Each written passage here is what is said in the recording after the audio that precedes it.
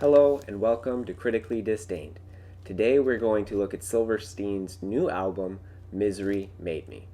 They recently said in their podcast that they think that this is their best work to date, and I would agree with that. It was done very well. They've taken everything good about their band and filtered it into this album to create a fast and aggressive record. I loved the whole album. I thought the addition of the 4 guest vocalists was a nice touch, with Nothing Nowhere being my favorite guest appearance on the album.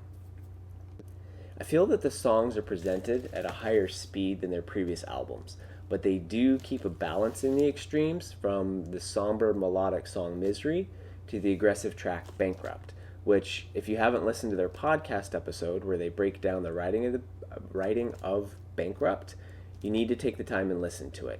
And at the very least, listen to the part where they filter out the instruments and let you hear Shane's vocals on their own. It allows for the listener to really be able to hear the raw aggression in his singing. I know for me, it helped me appreciate the song even more. I liked it when they first released it, but then being able to hear that the instruments stripped away and to hear just the raw energy from his vocals was fantastic, and I developed a new appreciation for it. I found the strangest song on the album to be Mary, which is the second portion of the track, The Altar Mary.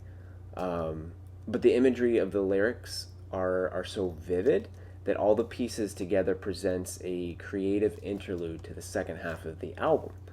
From the end of Mary, it transitions into the song Slow Motion, which builds back into a similar aggression of the beginning of the album, but with a slower but still heavy feel to it right to the end, where they finish off with Misery, which is a nice calm finish off to the record.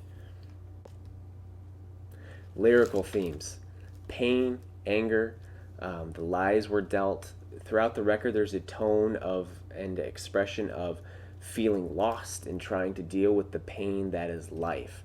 There's the acknowledgement that we are lied to about society, or that money can buy happiness.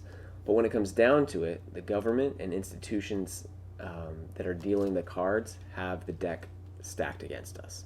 But despite issues, it's clear that misery made me who I am, and in spite of it all, I can find peace in misery. It's a beautiful message and was delivered with much excellence and high energy, a very high aggressive, energetic delivery. My favorite song from the album was Bankrupt. It was a toss-up between Bankrupt and Our Song, but after being able to listen to Shane's vocals without the instruments, I found a new appreciation for Bankrupt, as I said before, and it's my favorite track on the record. Overall, they put together a fantastic album. There is nothing not to like about the record. They did a fantastic job merging the raw energy of their album, I Am Alive in Everything I Touch, and the production quality of A Beautiful Place to Drown. And I think Silverstein fans are going to be really happy with how it turned out. It was a nice merging of those two album styles to really give an excellent record. And like I said at the beginning, I would agree with Silverstein in their statement that this is their best record to date. It's definitely their most well done. As usual, if you liked this review, don't forget to subscribe and follow me on the socials. I can be found on most platforms under the handle Half Eaten Salad. I also post the audio of this and other videos I make on many of the streaming services.